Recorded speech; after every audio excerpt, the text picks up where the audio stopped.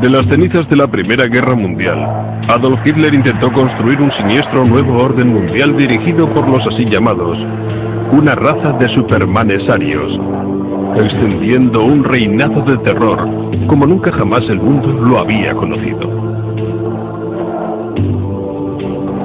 Muchos creen que los nazis conjuraban a los espíritus extraños y que seguían prácticas ocultas que habían permanecido dormidas en Europa durante cientos de años. Ahora bien, hay documentos que prueban que sus creencias estaban basadas en una perversión de las antiguas tradiciones paganas. Un dar la vuelta de las batallas míticas entre las fuerzas de la luz y la oscuridad. Un viaje terrorífico a un mundo gobernado por místicos locos y asesinos.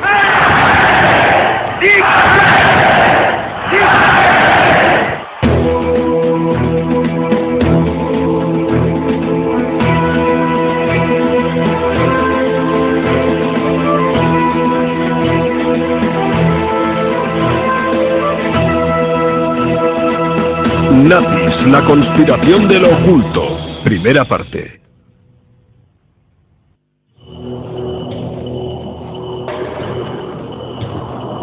La cordillera tibetana del Himalaya. En los años 30, los nazis empezaron a investigar en el techo del mundo, buscando evidencias de unos antiguos sumos sacerdotes, quienes ellos creían eran sus antepasados en la secta. La creencia nazi en dichos antepasados iba a constituir la base de la nueva religión alemana, una religión con Adolf Hitler como sumo sacerdote.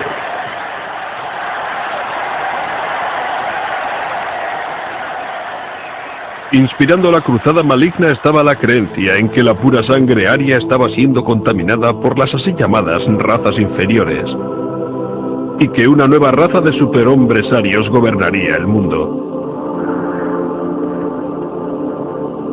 Esa fue la interpretación de los antiguos mitos y del saber popular oculto que iban hasta 1000 años atrás en el tiempo.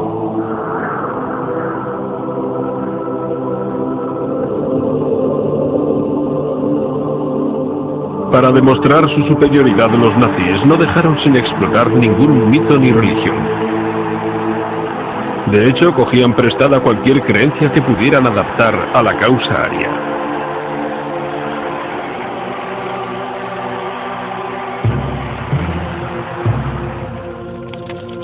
Como base de la nueva fe, Hitler necesitaba eliminar las religiones que competían con él. Con el fin de lograr el control absoluto, no solo utilizó el poder del mito, sino que optó también al ritual cristiano. Su círculo más íntimo, que tenía estrechos vínculos con lo oculto, le ayudaría a conseguir dicho objetivo. Entre ellos estaba el Führer Rudolf Hess, cuya correspondencia revela una devoción a la astrología y a la predicción guiándose por las estrellas. El comisionado nazi para la filosofía y la educación, Alfred Rosenberg, quien escribió el libro estableciendo las bases de la religión nazi. Joseph Goebbels, el ministro de propaganda de Hitler, cuyo diario testimonia el uso que hiciera de las predicciones astrológicas al planificar la guerra contra los aliados. Y Heinrich Himmler, jefe de la SS y de los campos de concentración nazis, cuyos documentos personales revelaron que fue un maestro de las ciencias ocultas del Tercer Reich y, en último término, el arquitecto de la nueva religión nazi.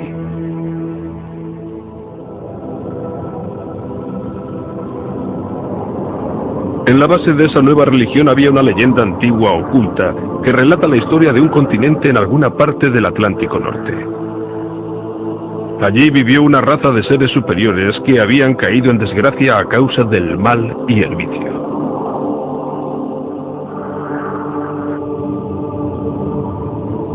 Una gran inundación barrió a dichos seres de la faz de la tierra.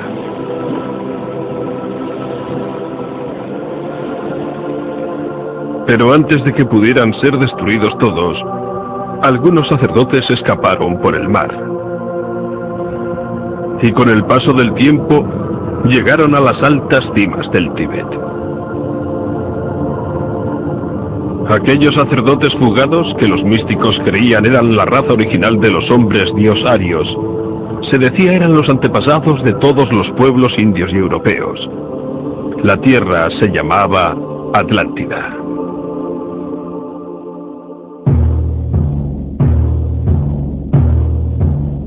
Algunos místicos alemanes afirmaban que el mito de la Atlántida era una historia verdadera. Era la prueba que ellos tenían de que los arios eran el pueblo elegido, descendientes de los superseres de Atlantis, y que habían perdido sus poderes al mezclarse con los meros mortales. En todas esas doctrinas estaban las semillas del pensamiento nazi.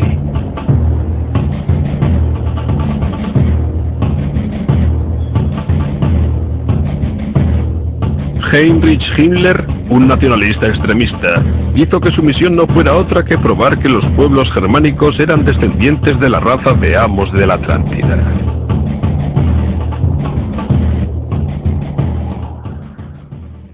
Los nacionalistas, especialmente aquellos que creían en la superioridad de la raza aria, siempre habían mantenido la idea de una isla desaparecida, de un mundo oculto, una especie de utopía. Himmler quizá pudo haber pensado que fue en el Tíbet y que esta raza de amos, la raza de los amos del Atlántico, como a Himmler gustaba llamarla, podría haber estado en las montañas tibetanas. Sus descendientes podrían aún estar vivos. Himmler creía que la leyenda oculta de la Atlántida era cierta, que los superseres míticos de la Atlántida eventualmente llegaron desde el Tíbet al norte de Europa, y de que sus descendientes se convirtieron en los nórdicos o razas arias.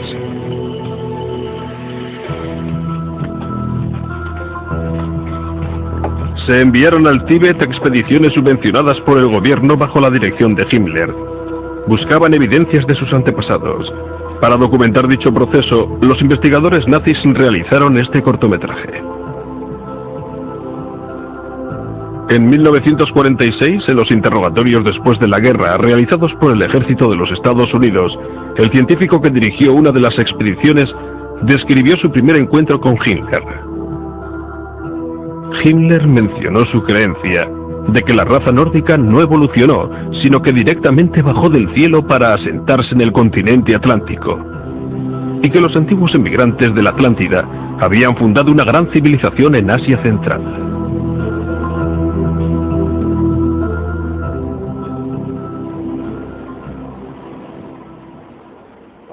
Aunque era un hombre muy calculador en los asuntos del poder, era también un idealista romántico y ciertamente creyó en esos mitos.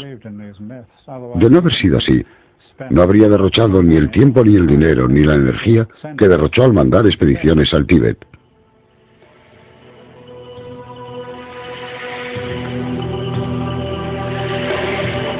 En el Tíbet, las poblaciones fueron sometidas a unas inspecciones completas de los cuerpos realizadas por los investigadores nazis.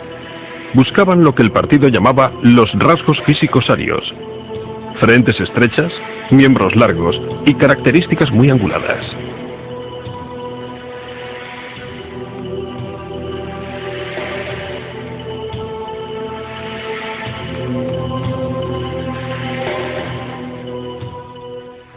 Y todo aquello, naturalmente, se incrementó cuando la guerra. Y fue entonces cuando ellos pudieron experimentar de una inocente naturaleza en los sujetos vivos. De lo que estoy hablando, por ejemplo, es que ellos midieron los cráneos de la gente.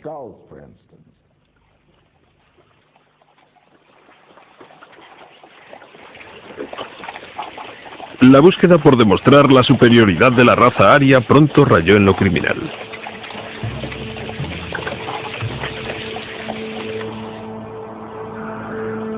Los nazis empezaron a matar a gente y a utilizar sus cuerpos para hacer experimentos.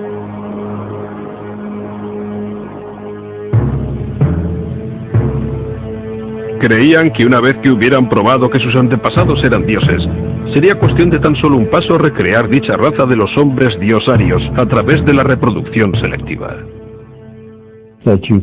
De alguna manera, se podría forzar la evolución en una especie de ambiente cerrado, seleccionando a los padres para reproducir hijos hasta que llegara el momento en el que realmente podrían conseguir reproducir el Superman que había sido predicho por las teorías ocultistas.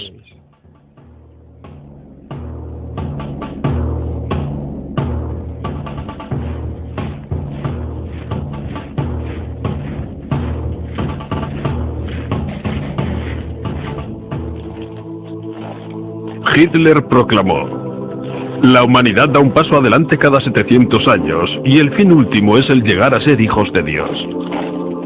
Todas las fuerzas creativas se concentrarán en las nuevas especies. Será infinitamente superior al hombre moderno. Todo lo que había que hacer era que los arios tenían que repurificarse ellos mismos, con el fin de restaurar sus poderes mágicos y consiguientemente restaurar su identidad original de ser los hombres Dios.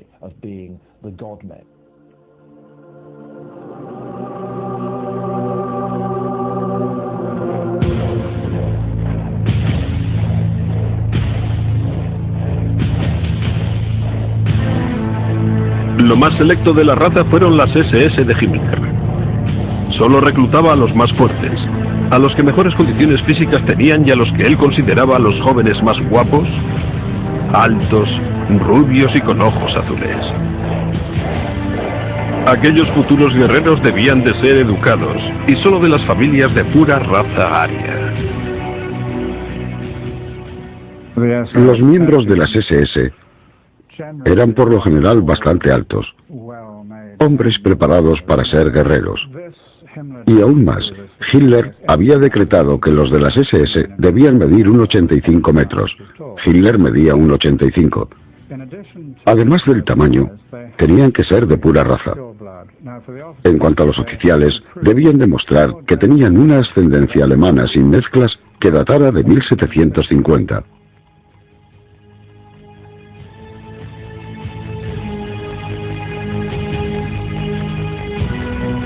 Al personal de las SS de Himmler, que en algún momento llegó a contar con 3 millones de individuos, se le animaba a que tuviera tantos hijos como fuera posible sin tener en cuenta su estado civil.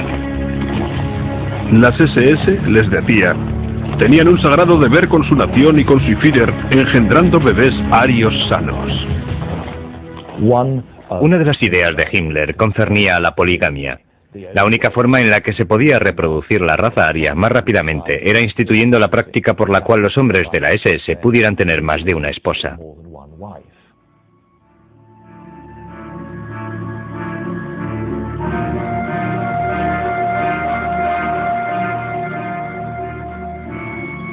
En 1935, Himmler creó el programa Lebensborn, que se traduce como fuente de vida.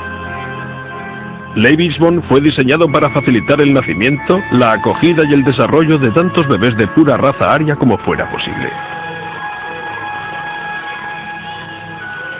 El programa de Himmler estuvo documentado con imágenes reales de los bebés prototipos.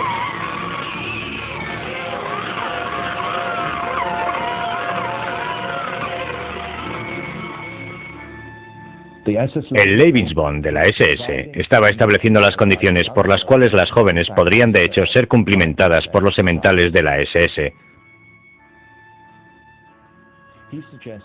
Sugirió que las jóvenes arias en Alemania, que no habían podido encontrar novio o esposo, no tenían por qué someterse a los placeres de la maternidad.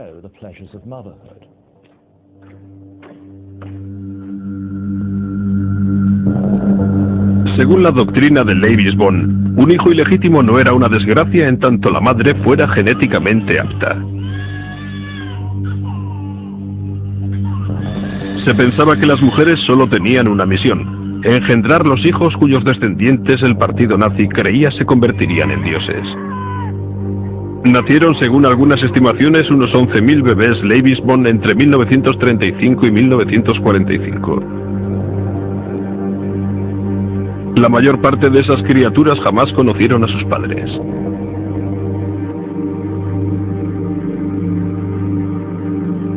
El semanario de las SS declaró: solo cuando el número de cunas constantemente exceda el número de ataúdes, podremos contemplar con optimismo un futuro mejor. Los bebés Leibisbon inmediatamente se convirtieron en propiedad del Estado. Algunos crecieron en hogares Leibisbon, mientras que otros crecieron en familias de las SS. Durante la guerra, los niños que tenían una apariencia aria fueron secuestrados de las naciones conquistadas y enviados a hogares Leibisbon en Alemania. Documentos nazis indican que unos 200.000 bebés polacos fueron secuestrados y llevados a hogares Leibisbon, donde recibieron una preparación muy esmerada en todos los aspectos de la cultura y mitología nazis.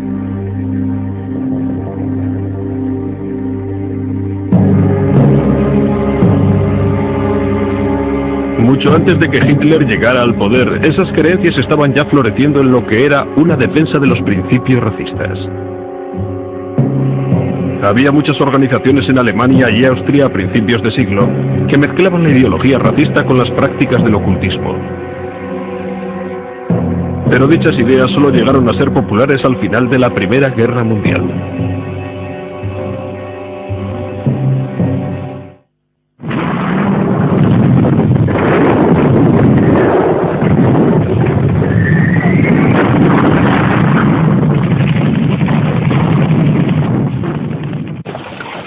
El antaño poderoso imperio de Alemania había quedado desarmado y a merced de las naciones vencedoras tras la Primera Guerra Mundial.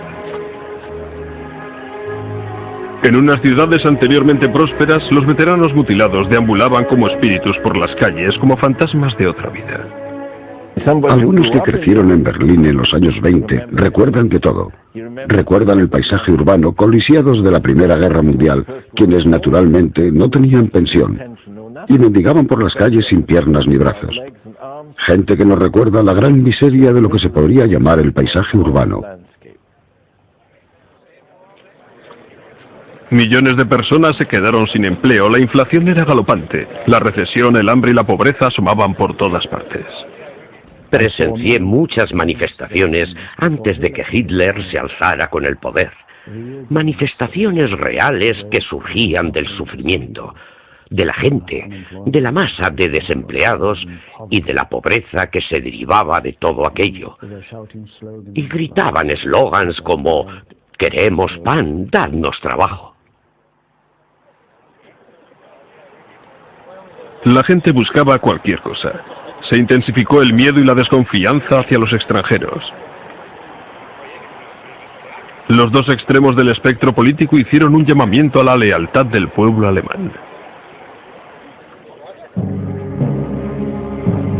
Después de haber servido con distinción en la Primera Guerra Mundial, Hitler fue trasladado a Múnich, donde su trabajo consistía en infiltrarse en las organizaciones de izquierdas para conseguir información para el ejército. Uno de sus cometidos cambió el curso de su vida. Se infiltró en una organización que se reunía en una sala de un club político llamado el Partido Obrero Alemán. Pero lejos de ser la organización filocomunista que su nombre implicaba, el partido resultó ser de extrema derecha. A Hitler le gustó lo que oyó, con el tiempo se sumó a él y se convirtió en el líder de la organización.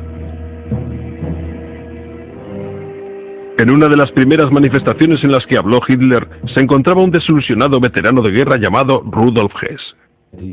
Volvió a casa dando saltos de alegría y diciendo: «Esta tarde he visto a alguien que va a llevar a Alemania al lugar que ocupaba antes de la guerra, y es el único hombre capaz de hacerlo».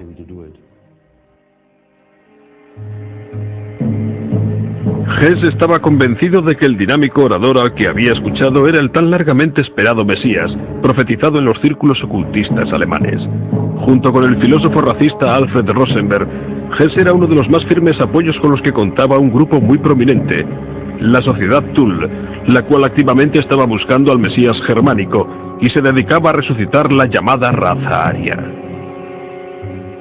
Sus miembros practicaban la astrología, la adoración al sol y otras ciencias ocultas, pensando que ello les ayudaría a conseguir su objetivo.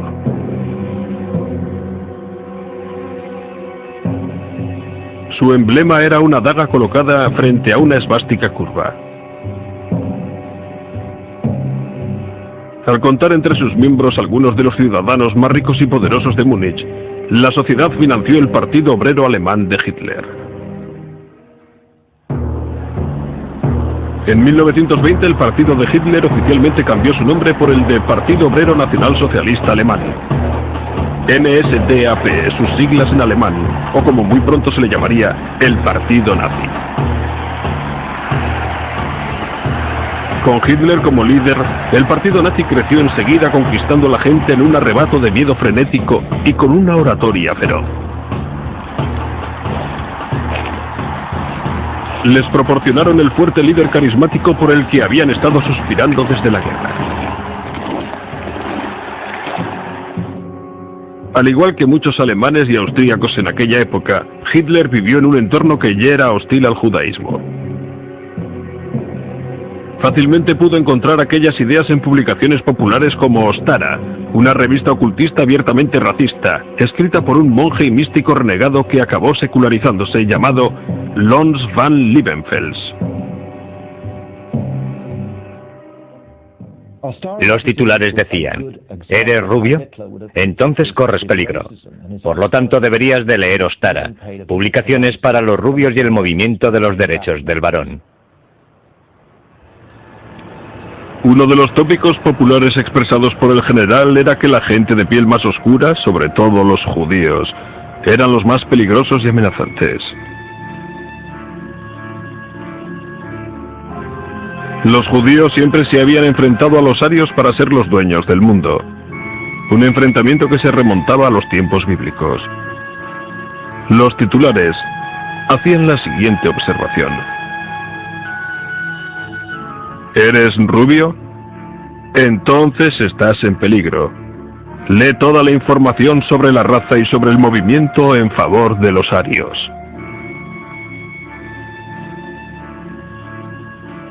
La publicación planteaba el perfil de lo que sería la visión de los nazis del mundo: selección racial, Lebensborn e incluso los campos de exterminio nazis. Con semejante planteamiento, las ideas de Hitler sobre la raza, que ya estaban desarrollándose, quedaron influenciadas por quien sustentaba la sociedad Thule, Alfred Rosenberg, el filósofo racista y ocultista, quien con el paso del tiempo se iba a convertir en la voz del Führer en los asuntos espirituales. En su libro El mito del siglo XX, Rosenberg reinventó la historia alemana y estableció las bases del nuevo credo nazi: la religión de la sangre. Particularmente, contemplaba la sangre en un sentido religioso como el factor determinante. Tenía que ser una iglesia de la sangre más que una iglesia de la fe. La sangre vinculaba a las razas nórdicas, de modo que para Rosenberg, la sangre, la raza, la identidad racial se convirtieron en las notas principales de la nueva ideología.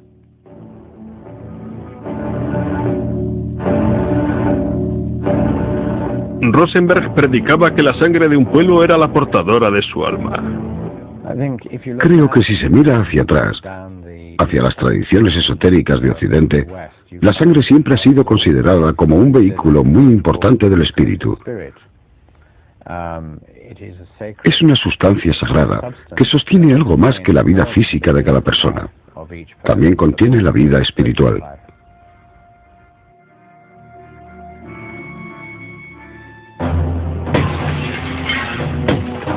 El mito nórdico reemplazó a la Biblia cristiana como la base de la nueva religión nazi.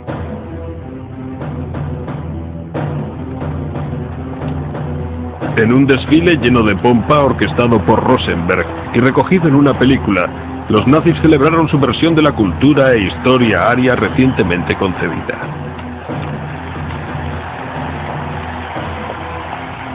Rosenberg escribió: hoy está surgiendo un nuevo mito, el mito de la sangre, la creencia de que la esencia ha de ser defendida por la sangre.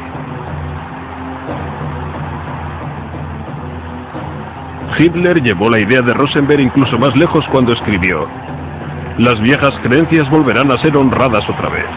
Todo el secreto de la naturaleza, de lo divino, el demonio. Nosotros arrollaremos las apariencias cristianas y organizaremos una religión peculiar a nuestra raza.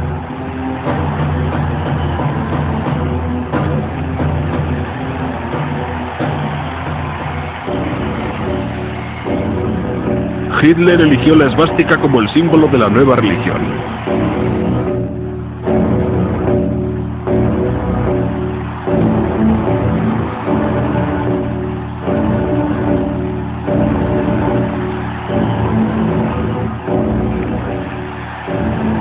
La esvástica se puede encontrar por todo el mundo y a lo largo de la historia en muchas culturas diferentes. Desde los tiempos más antiguos fue símbolo de la buena suerte en China, y hasta el día de hoy sigue siendo un emblema religioso de la fe hindú y budista.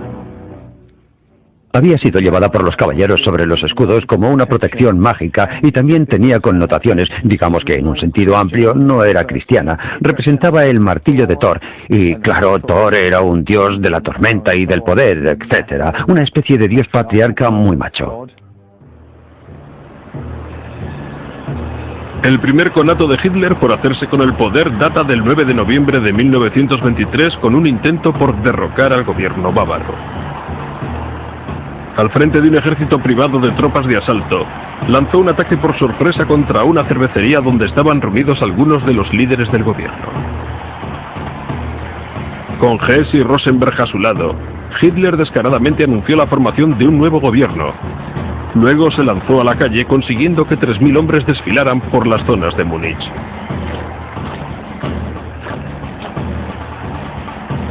Se enfrentaron con la policía.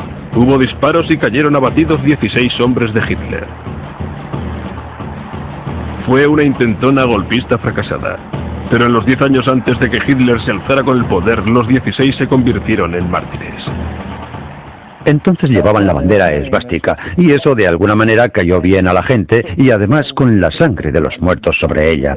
Y de allí surgió un ritual por el cual toda nueva bandera o pancarta nazi no adquiría fuerza y energía hasta que Hitler la hubiera tocado con aquella bandera.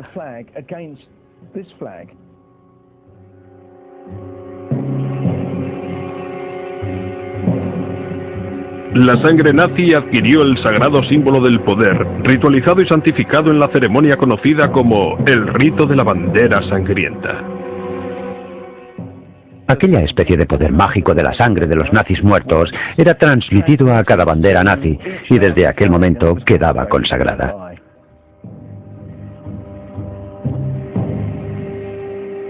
La bandera sangrienta fue el crucifijo de la religión de Hitler. Llegó a simbolizar su nuevo reino. En 1933, Hitler logró convertirse en el Führer, el líder. Unser Führer, der Reichskanzler Adolf Hitler, hat das Wort.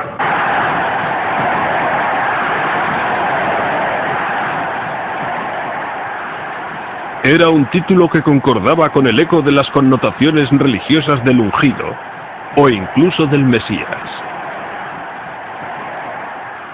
Había llegado la hora de Adolf Hitler.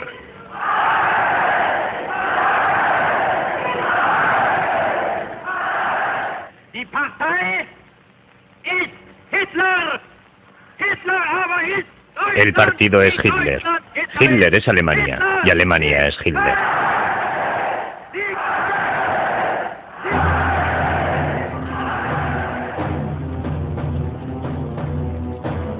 Con la subida de Hitler al poder, la religión de la sangre se convirtió en la religión indiscutible del partido nazi, completa con sus días festivos y mártires.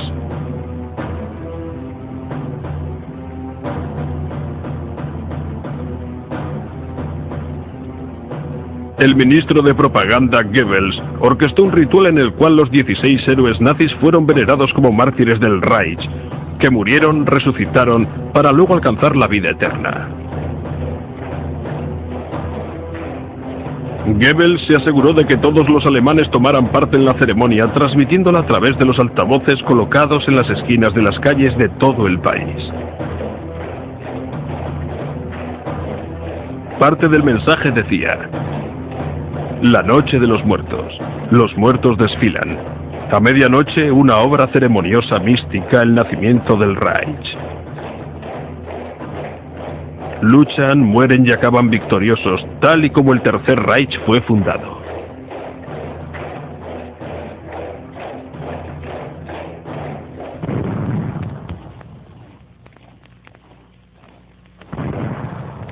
Los cuerpos de los 16 héroes fueron enterrados en el edificio conocido como el Fendel Hall o Templo del Honor.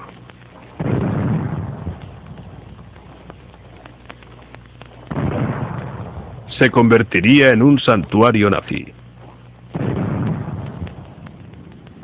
Durante la ceremonia anual, se llamaba a los 16 por sus nombres. Unas voces anónimas respondían como si fueran la respuesta de los héroes a las llamadas, como si los muertos siguieran desfilando en espíritu entre los vivos. Con el ritual de la nueva religión, Hitler desató el siguiente paso de su plan.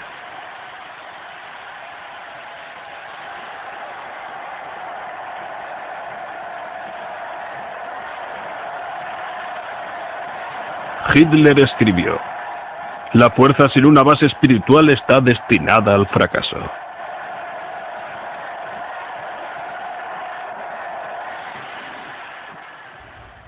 El nacionalismo es el que lo determina todo. Toda tu vida, todos tus pensamientos, todo. La pieza central de todo ello es, si se quiere, el que uno esté dispuesto a sacrificarse por la madre patria. El adoctrinamiento en la fe nazi, con Hitler como Dios, empezaba pronto y continuaba en la edad madura.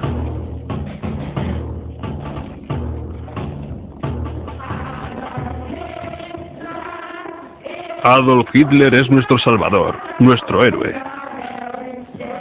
Es el ser más noble en todo el mundo. Vivimos para Hitler. Morimos por Hitler.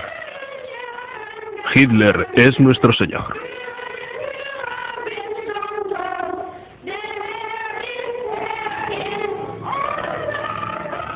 En 1993 el partido se adueñó de todas las organizaciones juveniles alemanas. En cuanto a las chicas, la organización obligatoria fue la Liga de las Jóvenes Alemanas, donde se les enseñaba el autosacrificio, el que se casaran jóvenes y que sus cuerpos pertenecieran a la nación.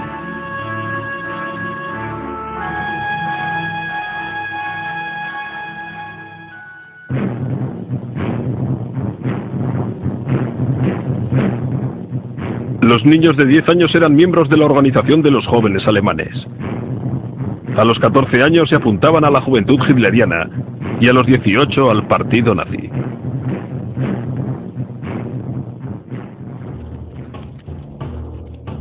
En cada etapa se les enseñaba el credo nazi de los sagrados rituales de la sangre, la superioridad de la raza y la total alianza con Hitler, incluso hasta la muerte.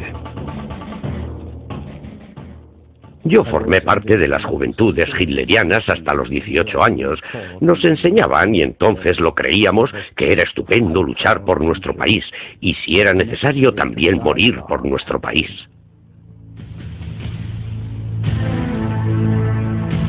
Esta película muestra una de las maneras de cómo los nazis inculcaban este ideal. Un héroe de la guerra visita un campamento juvenil hitleriano.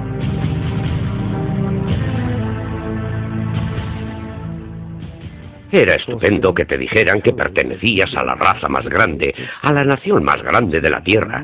Yo pensaba que como era alemán y como la sangre alemana corría por mis venas, eso me hacía superior a todos los demás. Hitler afirmó: "Quiero ver otra vez en los ojos de la juventud el brillo de la bestia de presa".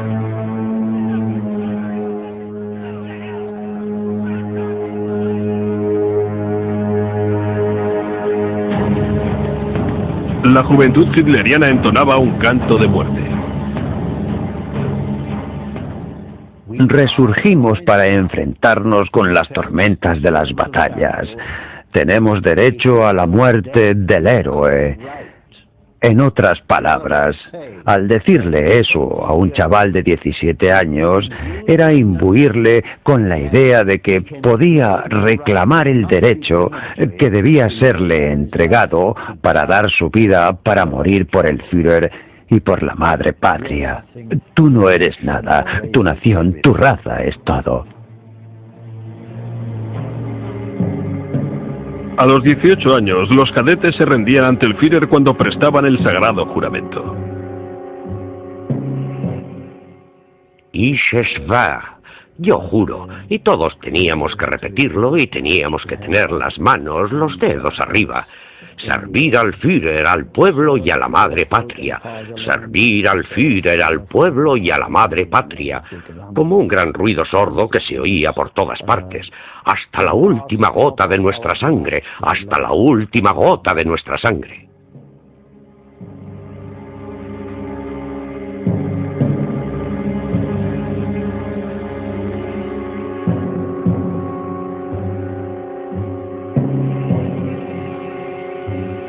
En el meollo de todo el adoctrinamiento alemán estaba la autobiografía de Hitler, Mein Kampf, o Mi lucha.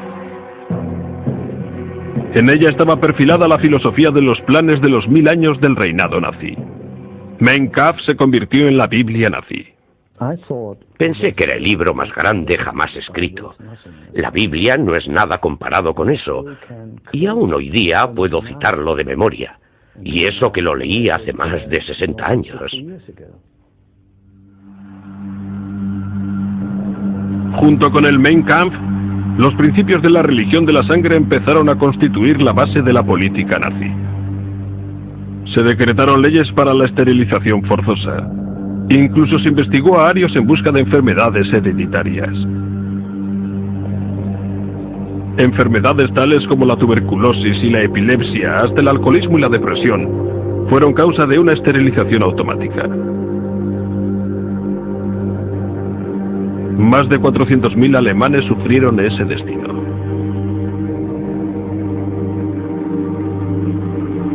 Hitler lo razonaba así. La exigencia de que la gente defectuosa evite propagar una descendencia defectuosa es una exigencia de la razón clarividente, y si se ejecuta de manera sistemática, representa el acto más humanitario de la humanidad.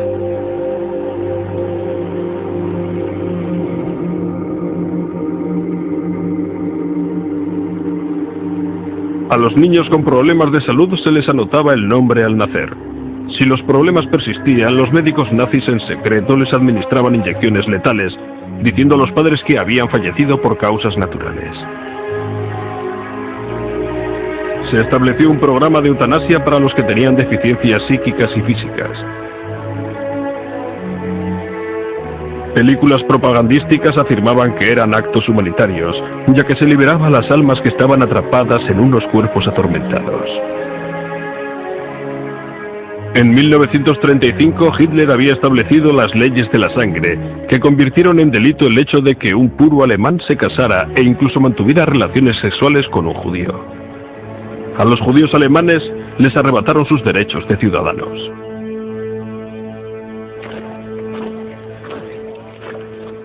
Pero lo peor aún estaba por venir. La purificación de la sangre aria solo era la mitad del plan demoníaco de Hitler. Para finalmente despejar el camino para el último estadio de la evolución humana y asegurarse la llegada del milenio ario, a los nazis les parecía que aún quedaba un obstáculo: la misma existencia de los que no eran arios. Se comenzó con la esterilización. Posteriormente se descubre que eso era demasiado lento y se acabó liquidándolos en las cámaras de gas, lo cual era rápido, eficiente y barato.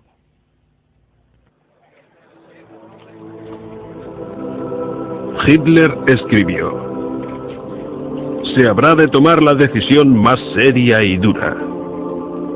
Una medida bárbara para el desgraciado al que le toque, pero una bendición para la posteridad. El dolor efímero de un siglo redimirá milenios de sufrimientos.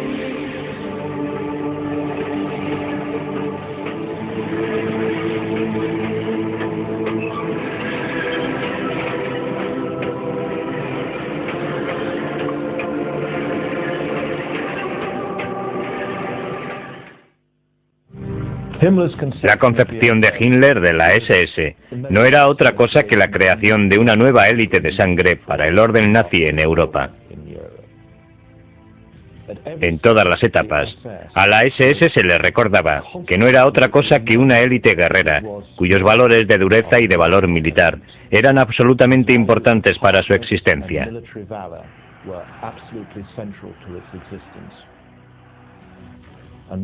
Y aún más, que ellos de ese modo estaban de hecho asegurando la supervivencia de la raza.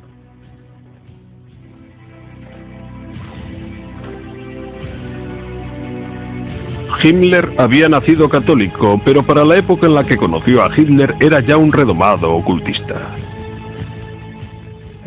Por todo esto, a nosotros nos resulta difícil encuadrar a ese hombre que ciertamente creía en Dios y vincularlo al hombre que era el amo de la máquina asesina en Alemania. Pero en realidad, ambas cosas naturalmente están unidas, porque lo que estaba intentando hacer era arrancar de raíz las fuerzas que él creía habían corrompido a Alemania, para volver a los antepasados de pura sangre.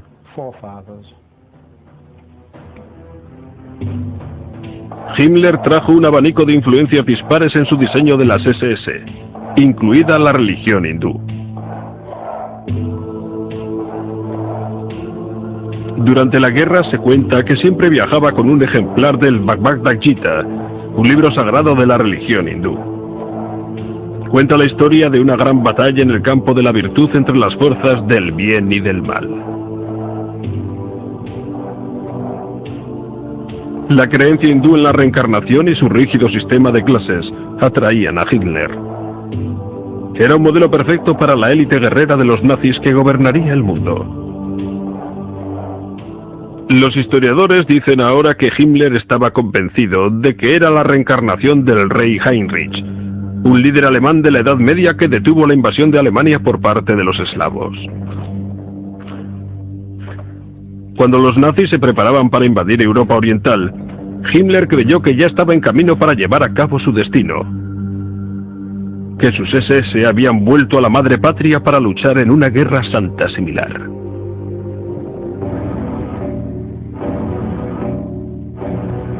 Himmler modeló a las SS según el modelo de la orden del siglo XIII de los teutones, quienes mataban y esclavizaban a los pueblos que conquistaban.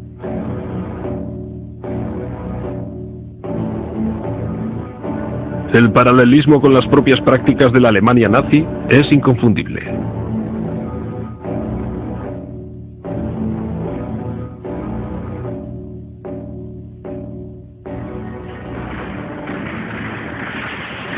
El Reichsführer intentó restablecer el sistema feudal por el que habían regido sus vidas los caballeros. A medida que nuevas tierras fueron conquistadas, cada oficial de las SS iba a tomar posesión de su estado feudal. Los lugareños o bien eran asesinados o convertidos en esclavos para el trabajo.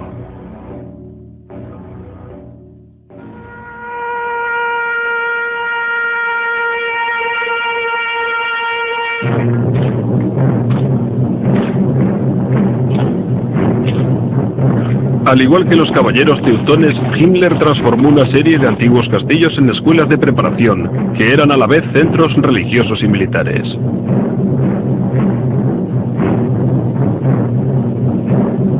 En ellos, los reclutas eran iniciados en las maneras de los llamados sacerdotes guerreros.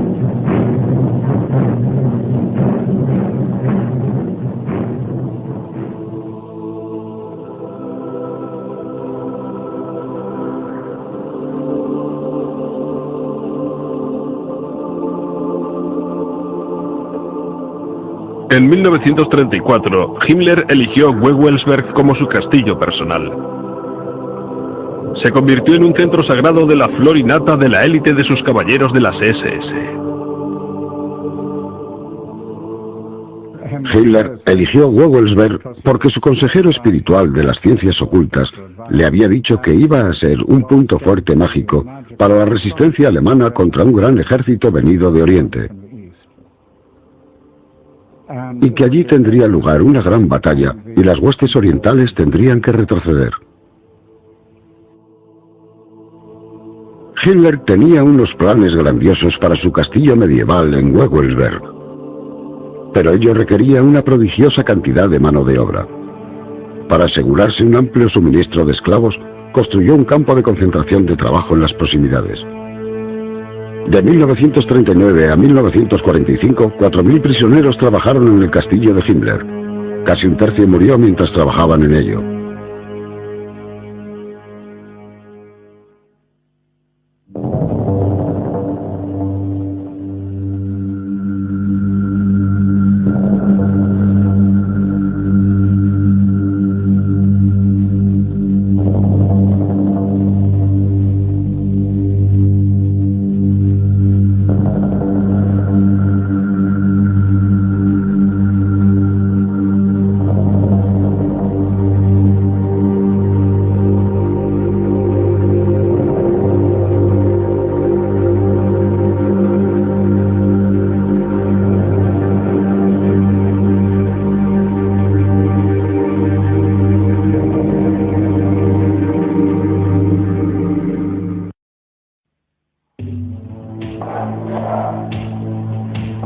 De las cenizas de la Primera Guerra Mundial, Adolf Hitler intentó construir un nuevo siniestro orden mundial dirigido por los así llamados, una raza de superhombres arios que extendieron un reinado de terror como nunca jamás el mundo había conocido.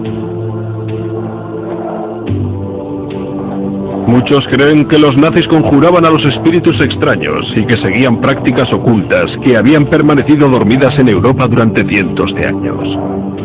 Ahora bien, hay documentos que prueban que sus creencias estaban basadas en una perversión de las antiguas tradiciones paganas, un dar la vuelta de las batallas míticas entre las fuerzas de la luz y la oscuridad, y un viaje terrorífico a un mundo gobernado por místicos, locos y asesinos.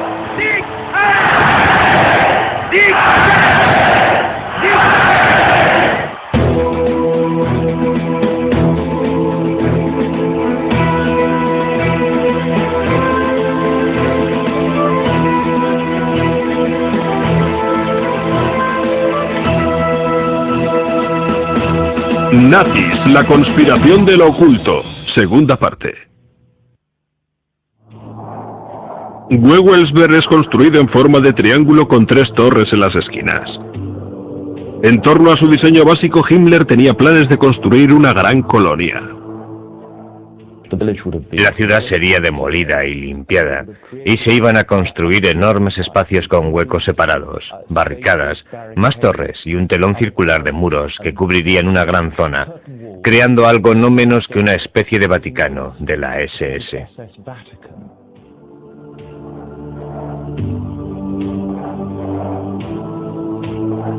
La Gran Torre Norte era la que se iba a convertir en el centro del plan de Himmler para hacer de Wewelsberg un centro del ocultismo para las SS. En la base de la torre, Himmler construyó una cripta. Según los historiadores, era un templo de honor dedicado a los líderes de las SS fallecidos. El techo en bóveda creaba una acústica esotérica. Y en mitad del pozo ardía una especie de fuego sagrado.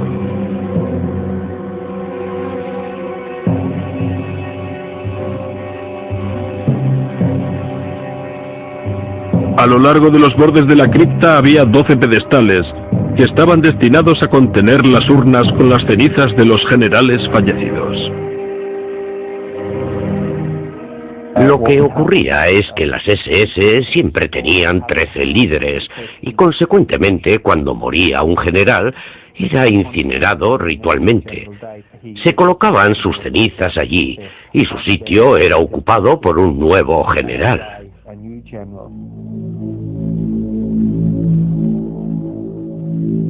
En la leyenda, el rey Arturo reunió a los 12 caballeros más nobles en una gran sala. Según la versión de Himmler, él creó la sala de los supremos jefes de las SS, en una sala encima de la cripta. Allí se reunía con los 12 oficiales de las SS de más alto rango.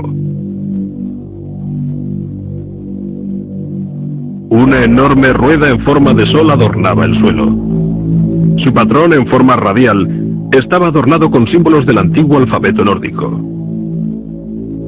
Himmler trató de crear una réplica de la capilla del Grial de la leyenda de Arturo. Un cáliz místico, el Grial, se dice que contuvo sangre sagrada.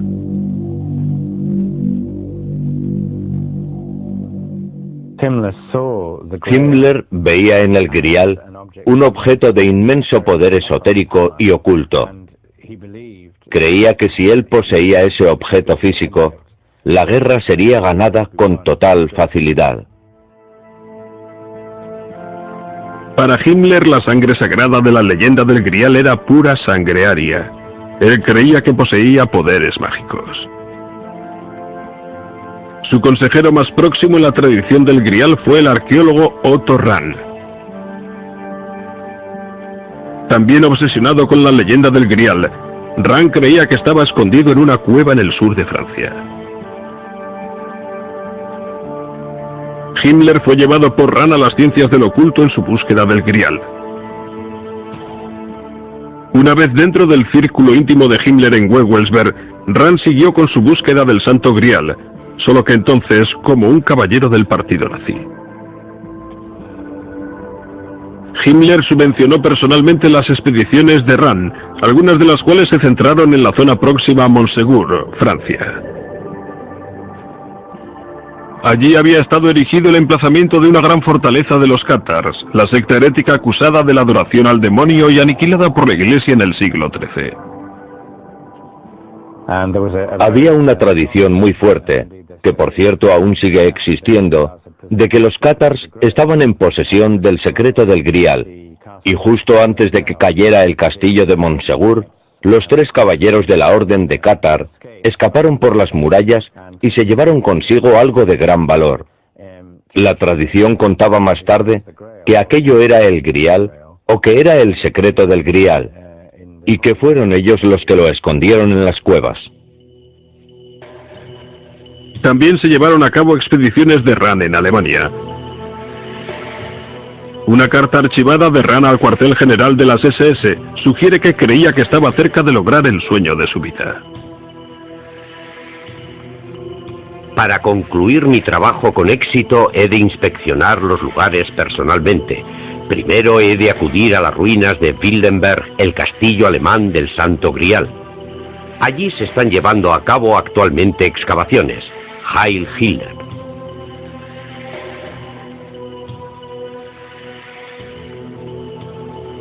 Pero Rán nunca pudo hacerse con el premio, con el cáliz sagrado. En 1939, misteriosamente dimitió de las SS. Muchos son los que creen que Himmler dio órdenes para que liquidaran a Rán una vez que quedó claro que había fracasado en su búsqueda del Grial. 2 meses más tarde fue encontrado muerto en los Alpes austríacos. La causa de su muerte sigue sin esclarecerse.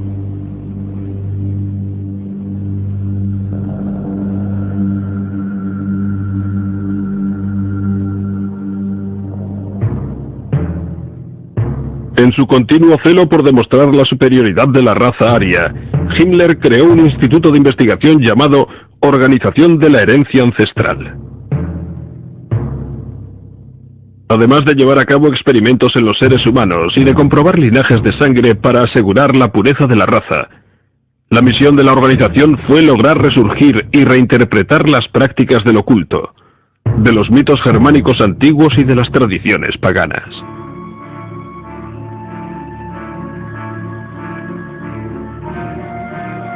Esta película nazi muestra uno de dichos rituales.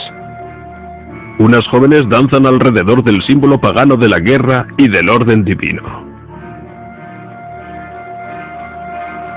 Para controlar todo el conocimiento del oculto, Himmler confiscó las bibliotecas y objetos de todas las sociedades del oculto que no estaban asociadas a él. Incluían sociedades secretas como los masones, que los nazis creían era una organización secreta montada por los judíos para conspirar contra el pueblo alemán. Mientras Himmler suprimió a algunos ocultistas, hizo progresar la carrera de otros, como por ejemplo la de Karl Marie Gilligut. En Gilligut, Himmler creía haber encontrado la llave para popularizar la antigua tradición pagana de la Alemania moderna. El místico se convirtió en un oficial de las SS de alto rango y en una de las más preciadas posesiones de Himmler. Lo interesante acerca de Gilligut es que él es el ejemplo más claro de un ocultista en el círculo y servicio inmediato del Reichsführer, Heinrich Himmler, de la SS. Gilligut creía que era un descendiente directo del dios nórdico Thor. Copias de sus documentos encontrados en la ficha personal de Himmler revelan que Gilligut creía que poseía poderes extrasensoriales.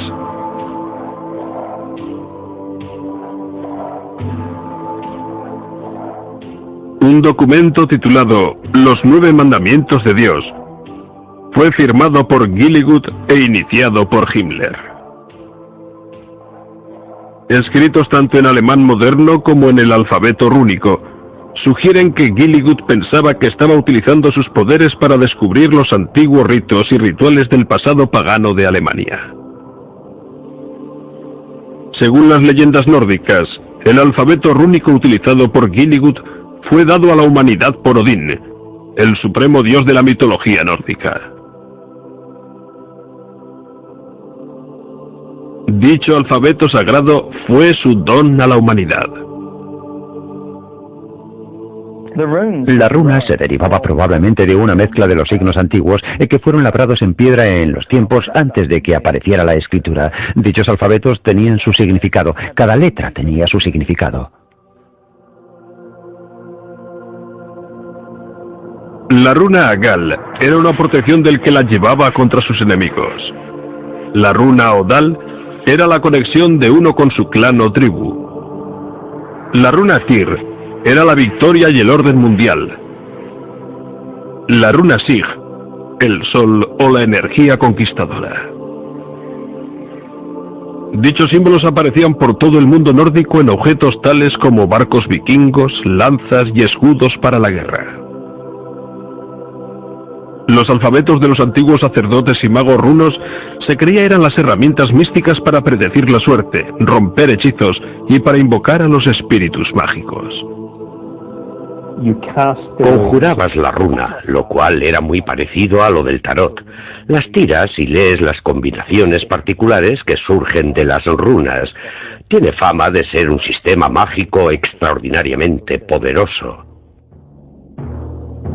Como la élite de guerra de Alemania que eran, los miembros de la SS aprendían el significado de las runas. Una fotografía que sobrevivió la guerra muestra a un oficial de las SS ante una pizarra, enseñando las runas a una clase de reclutas. Muchas organizaciones dentro del Tercer Reich contaban con su propia runa especial. La SS, quizás los más conocidos, utilizaron la runa Sig doble. Llevaban dichas figuras misteriosas en los hombros y cascos de todos los uniformes de las SS. La juventud hitleriana utilizaba una runa Sig simple. Esos símbolos místicos antiguos al parecer estaban por todas partes.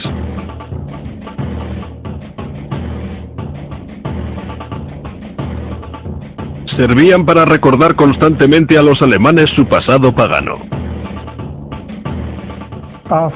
Una vez que el recluta había pasado su periodo de instrucción y había prestado el juramento, si era oficial, se le entregaba la daga, que era una especie de cuchillo de caza con un mango negro, con las runas de la SS en él, la esvástica, una corona de laurel y el águila alemana, todo ello de un valor muy preciado. Grabadas sobre la daga estaban las palabras: "Mi honor se llama confianza". Los miembros de la SS recibían la daga en una ceremonia muy solemne. Todos los miembros de la SS llevaban el anillo con el sello, pero en aquel círculo cerrado, la élite de la élite, Himmler era el que personalmente llevaba el anillo con la calavera. Un antiguo oficial de alto rango de las SS, Wilhelm Hotel, aún recuerda el día de la ceremonia. El anillo tenía grabado tu nombre. En el mío, por ejemplo, ponía a mi querido Hethil Heinrich Himmler. Eso estaba en la parte interior del anillo, alrededor de la calavera. Se suponía que simbolizaba el vínculo estrecho con la SSS y con Himmler.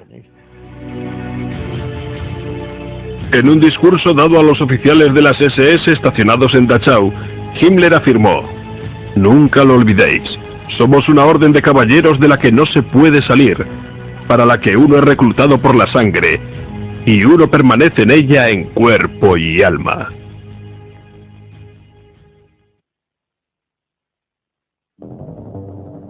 Tomando elementos del pasado pagano alemán y de su propia educación católica, Himmler invadió con ritos familiares a las SS desde el primer momento de su aparición. Tenemos una foto en la que se ve una especie de tablero con un santuario nazi o hitleriano, con el fin de bautizar a los niños. un altar de la SS y en vez de un crucifijo una foto de Hitler. El bebé era presentado, si se quiere expresarlo así, a la comunidad de los guerreros germánicos a través de dicho tablero.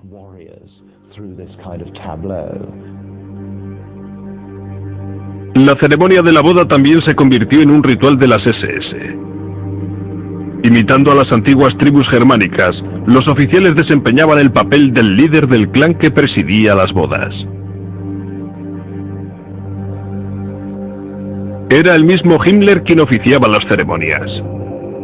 Este extraño cortometraje muestra cómo uno de sus oficiales de las SS se casa con Gretel, la hermana de la amante de Hitler, Eva Braun. Había intercambio de alianzas, además de pan y sal, los antiguos símbolos paganos de la fertilidad y pureza de la tierra.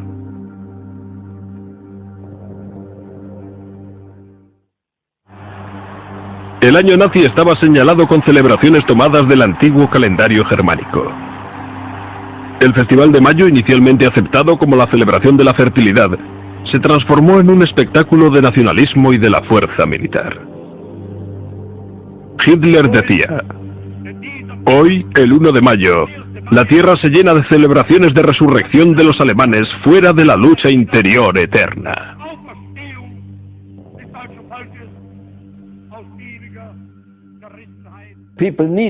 La gente necesitaba festivales para señalar el año, e intentaron sustituir los festivales cristianos por los festivales paganos. Empezaron a añadir festivales que los paganos habían celebrado. El solsticio de verano, el solsticio de invierno, todos los festivales, sí, todos hechos a su imagen y semejanza.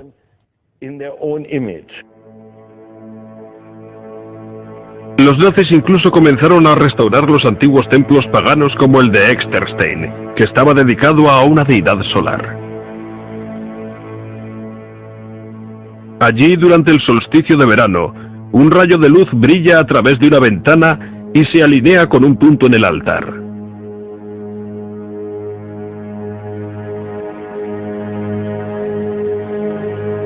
Aunque Exterstein fue considerado un lugar santo por las tribus germánicas, estaba muy lejos de ser único entre los templos antiguos en tener en cuenta los movimientos del sol. Sin embargo, Himmler estaba convencido de que aquello era una prueba del intelecto superior de los sacerdotes germánicos de la prehistoria. En la Alemania nazi, el Festival del Solsticio de Verano se convertiría en un rito fascista. Tradicionalmente, los festivales del solsticio de verano eran una celebración llena de vida y de los poderes del sol.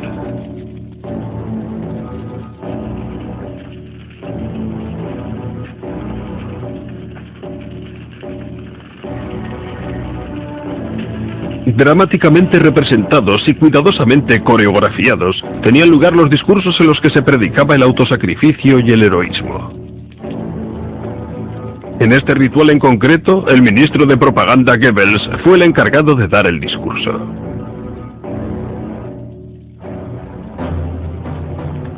En la antigüedad, las hogueras representaban el ritual de la luz del sol. En la Alemania nazi, esos eran atributos del Führer.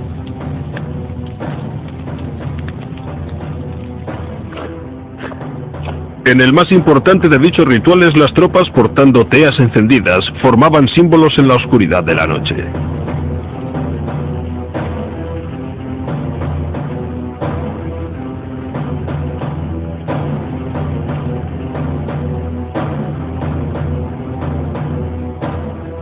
Al final del año, la larga noche del solsticio de invierno honraba a los muertos de Alemania.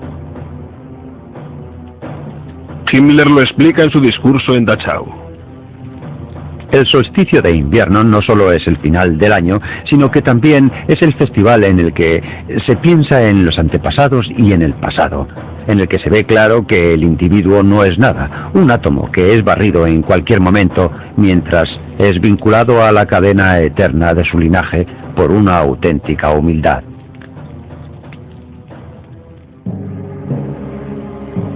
El calendario completo de los rituales culminó con la manifestación de Nuremberg. Allí los votos entre el partido y el pueblo eran renovados año tras año.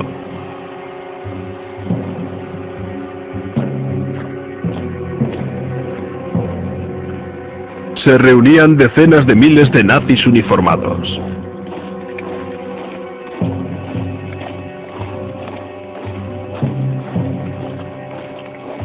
La manifestación, que duraba una semana, estaba orquestada para animar a la gente con un espectáculo de puro poder. Todas las religiones tienen su ritual, y los nazis tenían su ritual. Su ritual es en masa.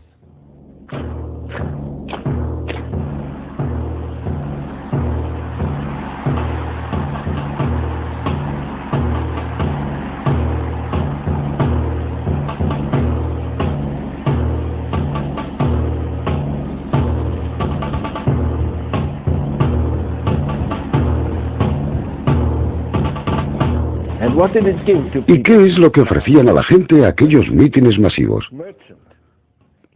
Cuando el tendero sale de su tienda vacía y se suma a la multitud en acción, se siente uno de ellos y es feliz. Está con los demás y es feliz. Ha olvidado su soledad. Oh, era estupendo ir a una manifestación. Todos aquellos uniformes, y había un ambiente electrizante antes de que diera comienzo todo. Y de repente anunciaban que venía el Führer. ¡Viene el Führer! Y luego lo veía subir hacia el estrado y seguían gritos de Heil, Heil, Heil. Gente gritando como cabras. Perdón, no quiero insultar a los animales. Gente gritando como nazis.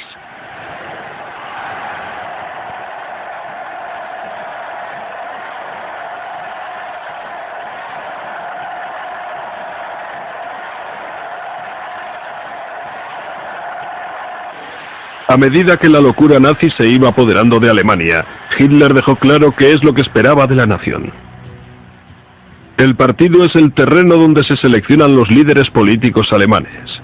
Su doctrina permanecerá intocable. Sus organizaciones serán tan duras como el acero. Su imagen global, sin embargo, será como una orden sagrada.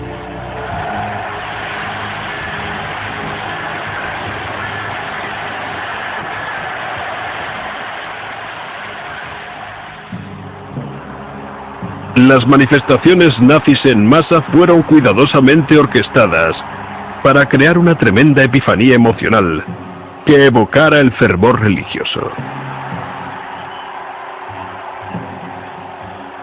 En el centro del ritual estaba Hitler.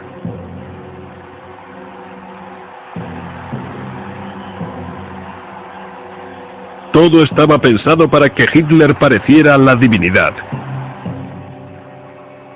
Un Mesías.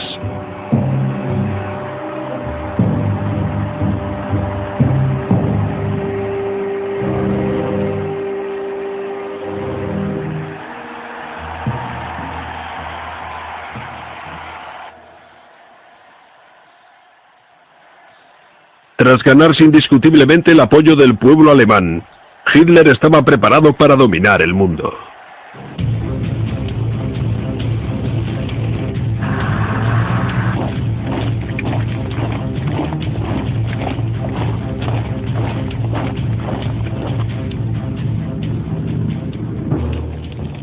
Desde el inicio de la guerra en 1939, países tras países cayeron en manos de los nazis. Sin embargo, en el invierno de 1942, las tornas cambiaron y los nazis empezaron a experimentar lo que ellos creían que era imposible: la derrota.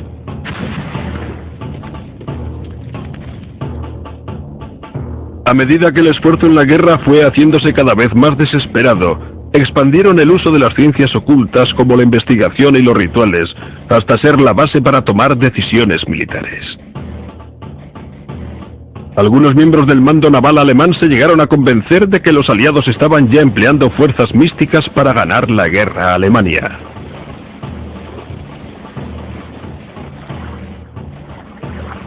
Creían que el éxito de los británicos en localizar y destruir las lanchas alemanas se había logrado a través de medios ocultos, y que la mejor manera de combatirlo era utilizando las ciencias del oculto como arma.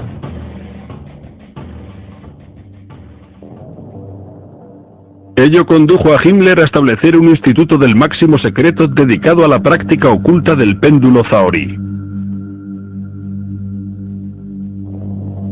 En mapas del Atlántico Norte, los clarividentes sujetaban un objeto suspendido de una cuerda, intentando localizar los convoys de los aliados.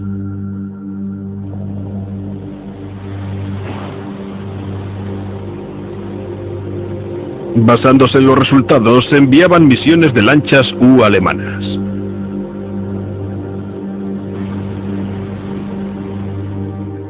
En esta carta escrita por Himmler, fechada el 12 de enero de 1943, se refiere a una investigación zahorí y su práctica en la que había progresado mucho aquel año.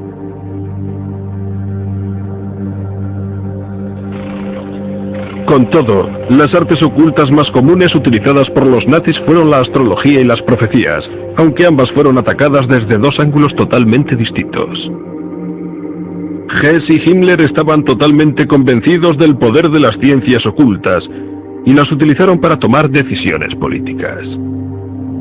Pero Joseph Goebbels, jefe del Ministerio de Propaganda, quería utilizar los poderes ocultos solo con vistas a fines propagandísticos, para manipular al pueblo y minar la moral aliada. Goebbels pronto se dio cuenta de una gran fuente del conocimiento místico: las predicciones de Nostradamus.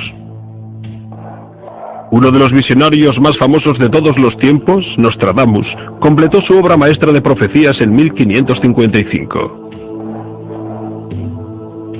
Su libro contiene unas referencias muy sutiles a una crisis en Polonia e Inglaterra para el año 1939, el año en que los nazis invadieron Polonia, casi 400 años después de que Nostradamus escribiera su obra.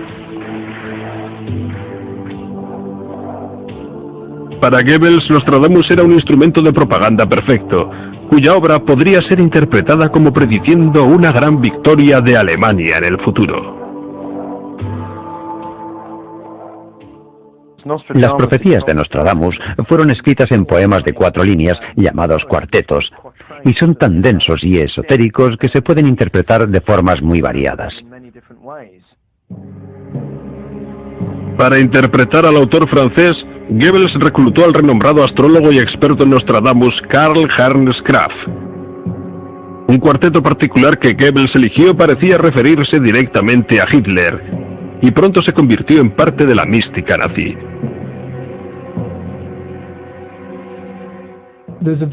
Existe un famoso cuarteto en el que aparece la palabra Hitler, la cual, cada vez que se citaba, quería referirse a Hitler. El diario de Goebbels expresa su emoción cuando Berndt, un miembro de su personal, empezó a formular un plan para utilizar la profecía.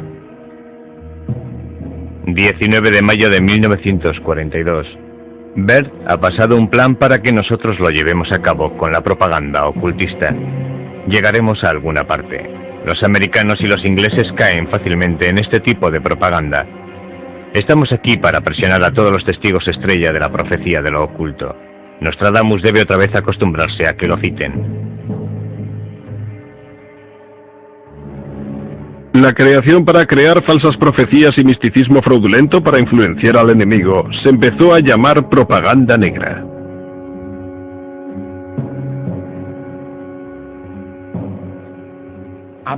Sí, cargaron un avión con las profecías de Nostradamus y lanzaron las hojas por toda Francia. Francia quedaría destruida si no capitulaba.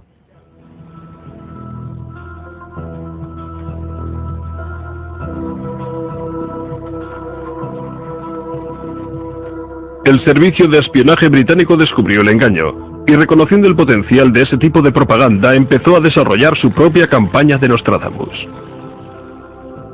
Los británicos se cebaron en particular en una. Ellos sacaron un libro de 50 profecías falsas de Nostradamus que predecían la victoria británica en la guerra. De igual manera que los alemanes habían inundado Francia con falsas profecías de Nostradamus, los aliados introdujeron su propia propaganda negra en Alemania. La campaña de propaganda negra en Inglaterra pronto adquirió un nuevo giro con la llegada del judío húngaro emigrado y astrólogo Louis de Boll. Reclutado por el servicio de espionaje británico, a de Boll le fue asignado trabajar con el maestro del engaño Elik Howe. La gran habilidad de Elik era la falsificación. Falsificaba documentos, revistas y cuartetos de Nostradamus. Howe y de Boll decidieron crear una versión falsa de la revista astrológica líder alemana llamada Zenit.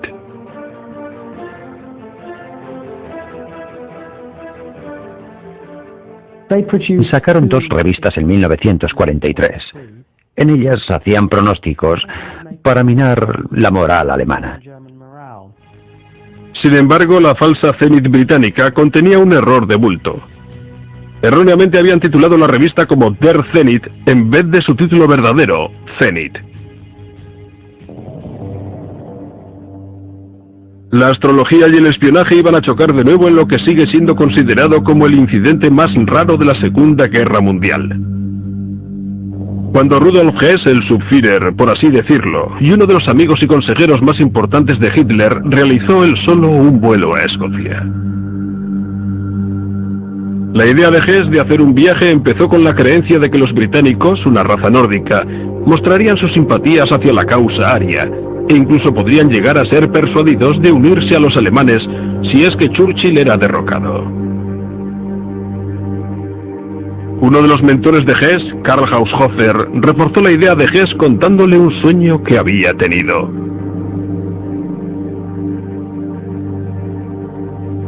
En el sueño vio a Hess andando por un castillo escocés cubiertas las paredes con tapices, consiguiendo la paz entre Alemania y Gran Bretaña. Además de la profecía, la astrología también desempeñó su papel en la decisión de Hess de realizar el viaje. Rudolf Hess, junto con Himmler, era probablemente el líder nazi más interesado en la astrología. La aceptaba totalmente. Su astrólogo e íntimo amigo Ernst Schüttel Atradhaus realizó un horóscopo para el Subführer que revelaba una posición propicia de los planetas. El 10 de mayo de 1941 hubo un alineamiento astronómico particularmente poderoso. Básicamente había 6 planetas en Taurus y una luna llena en el lado opuesto del zodíaco en Escorpio. Y según la tradición astrológica, cuando se da el mencionado alineamiento, se da un cambio importante en los asuntos del mundo. Consiguientemente, era justo asumir que el 10 de mayo de 1941 podría producirse un giro importante en la guerra. Siempre ha habido dudas sobre si Hess voló a Escocia basándose en los consejos astrológicos. Sin embargo, en unos documentos descubiertos recientemente, escritos por Hess en la cárcel de Inglaterra, se incluía una carta a su madre. En ella le pidió que compulsara 2 documentos ante notario, uno mencionando el sueño de Haushofer y el horóscopo dado por Schüttel Atradhaus.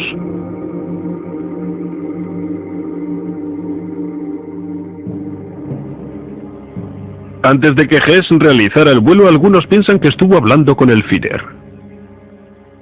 6 días antes de que mi padre volara, el Führer y mi padre estuvieron hablando durante 4 horas. Nadie sabe de lo que hablaron. Solo se sabe que acabadas las 4 horas, mi padre y Hitler salieron de la sala, y Hitler puso su brazo sobre el hombro de mi padre y dijo: Hess siempre ha sido y aún sigue siendo un tío muy cabezón. Fue una despedida muy amistosa.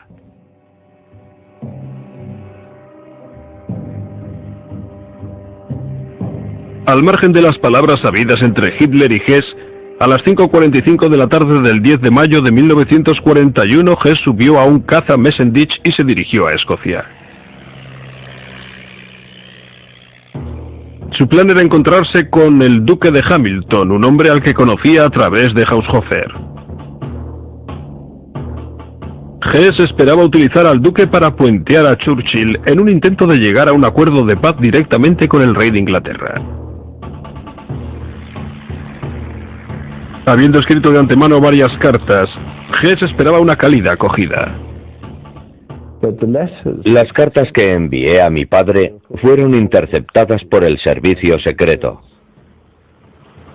En lugar de un séquito de bienvenida, cuando Hess entró en el espacio aéreo británico, fue derribado por la RAF y se vio obligado a lanzarse en paracaídas. Se lesionó al salir del avión justo al momento de aterrizar.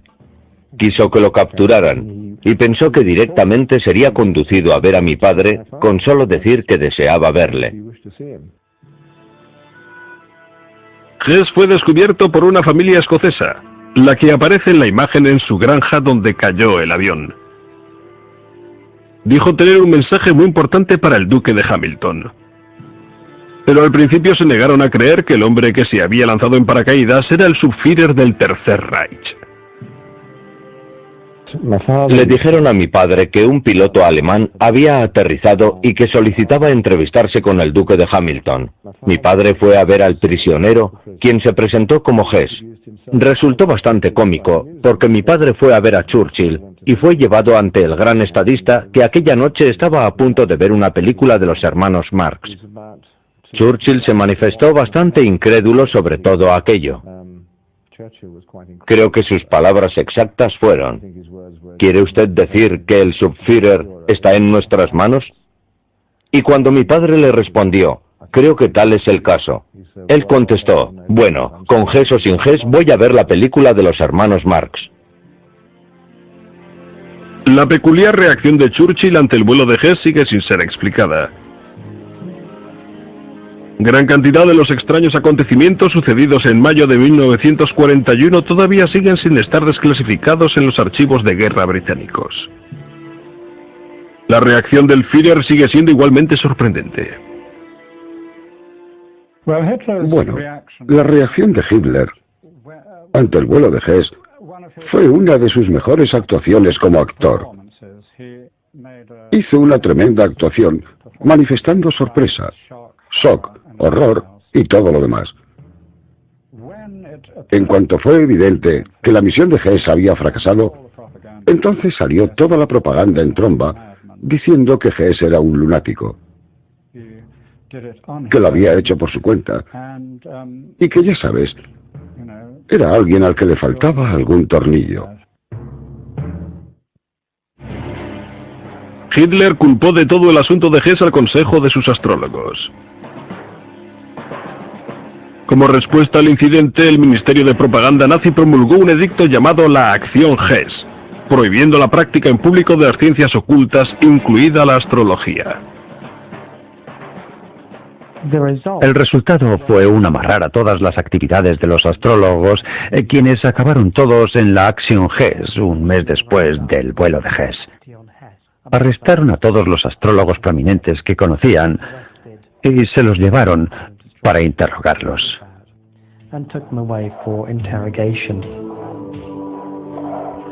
Los astrólogos que fueron arrestados bajo la Acción Hess fueron tratados de diferentes formas dependiendo de su utilidad para el Reich.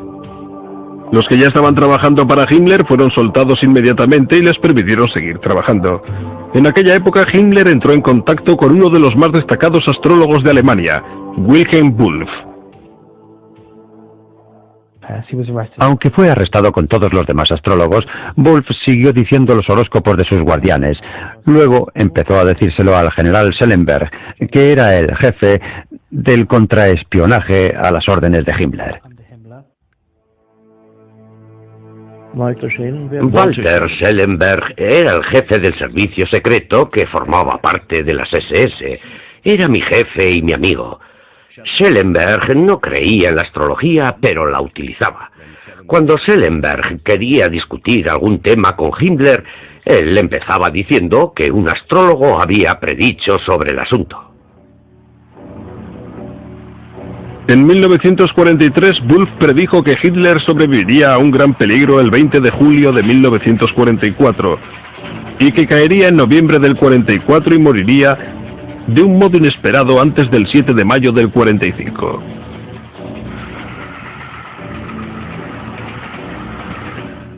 En base a dichas predicciones, Wulff se convirtió en el astrólogo personal de Himmler y en uno de sus ayudantes más próximos. Esas predicciones llegaron a ocurrir.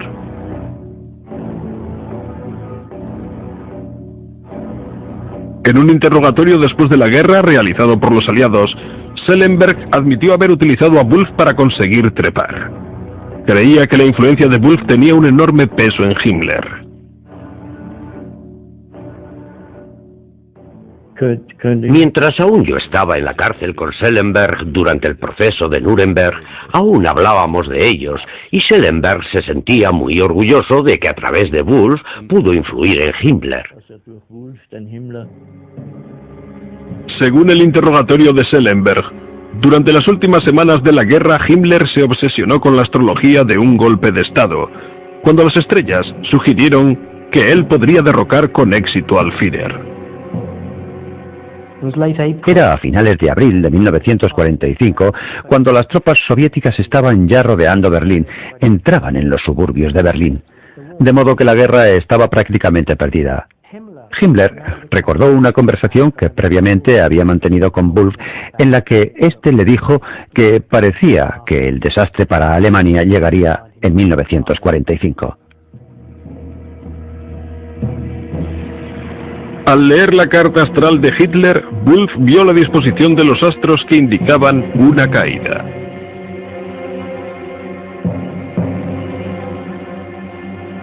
Wulff y Schellenberg siguieron urgiendo a Himmler para que derrocara a Hitler y se instalara como líder del maltrecho Reich. Tanto Schellenberg y Himmler trataron de conseguir los favores de los aliados.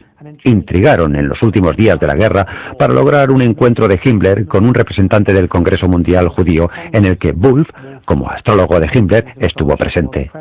Himmler aparentemente estaba de acuerdo en que no debía de haber más exterminio de judíos.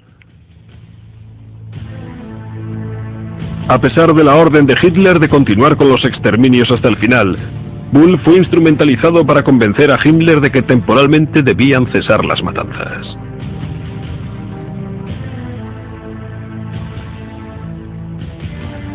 Al dar ese paso parecía que Himmler estaba preparado para perpetrar su golpe de Estado.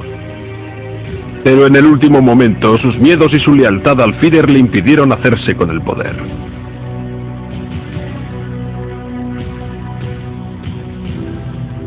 Himmler seguía esperanzado con que alguna fuerza mística del destino alteraría la derrota que ya claramente estaba a la vista. Himmler también estaba muy interesado en el paralelismo histórico entre la situación de la mitad de los años 40 y los periodos históricos precedentes. Himmler echó un vistazo a la precedente Gran Guerra Alemana contra Rusia. La Guerra de los 7 años entre Federico el Grande de Prusia y los rusos. Se dice que la suerte cambió cuando murió Elizabeth, la zarina rusa. Y Himmler lo interpretó como una señal de que la historia volvía a repetirse y de que Alemania se iba a salvar.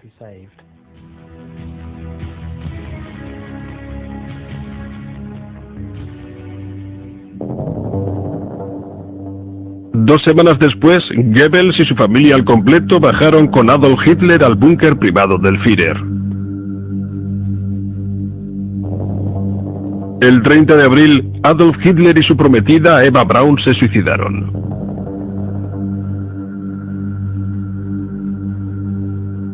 Goebbels envenenó a sus 6 hijos, luego mató a su mujer de un disparo y después se pegó un tiro.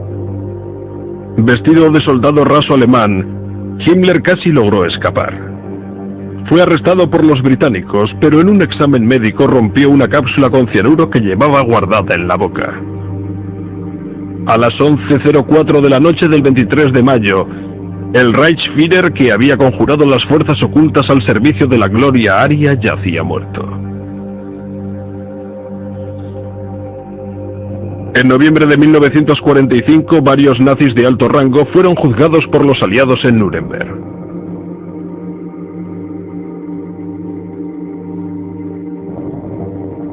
Rudolf Hess fue condenado a cadena perpetua. Murió en la cárcel con 93 años. El ocultista Alfred Rosenberg fue encontrado culpable de crímenes contra la humanidad y fue colgado en octubre de 1946. El Tercer Reich, que iba a haber durado más de 1000 años, acabó después de 12.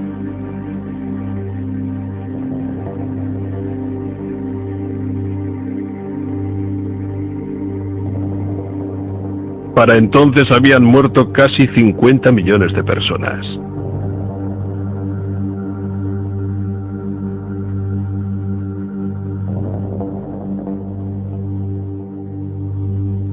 Irónicamente, entre los muertos estaba la primera generación de la raza aria de Hitler, aquella que iba a engendrar las sucesivas generaciones de los superhombres arios.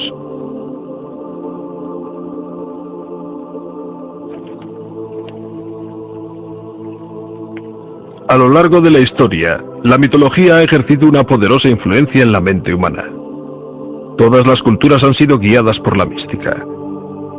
Sin embargo, en la Alemania nazi, el vínculo de los objetivos políticos con una mitología corrupta condujo a un mal jamás conocido en la historia.